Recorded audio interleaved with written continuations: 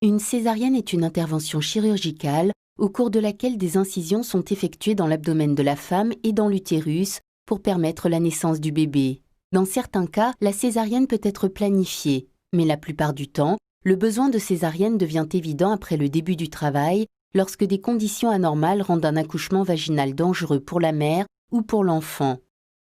Les indications classiques pour la césarienne impliquent dystocie, placenta praevia et souffrance fœtale.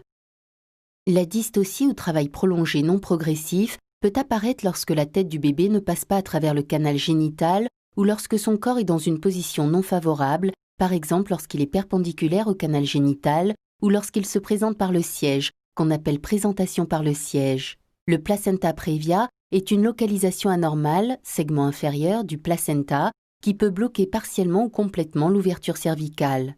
La souffrance fœtale apparaît lorsque la santé du bébé est en danger imminent, généralement en cas de mauvaise circulation sanguine, à travers le placenta ou le cordon ombilical. La souffrance fœtale peut apparaître lorsque le placenta se sépare de la paroi de l'utérus avant l'accouchement ou lorsque le cordon ombilical est compressé ou comprimé. Autres conditions pouvant nécessiter une césarienne, naissance multiple, tumeurs sévères de l'utérus, herpès génital ou autres infections ou problèmes médicaux comme diabète non contrôlé ou hypertension. Votre médecin peut effectuer un test aux ultrasons et un contrôle cardiaque du fœtus pour décider si le bébé doit naître par césarienne.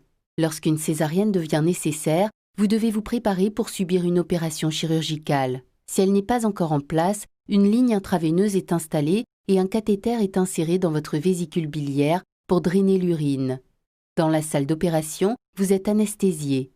Dans la plupart des cas, une anesthésie rachidienne est administrée pour engourdir la partie inférieure de votre corps. Mais parfois, une anesthésie générale peut être nécessaire. Votre médecin commencera par effectuer une incision dans votre abdomen.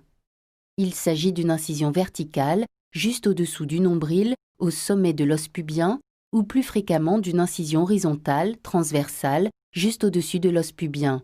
On appelle généralement cette opération bikini cut.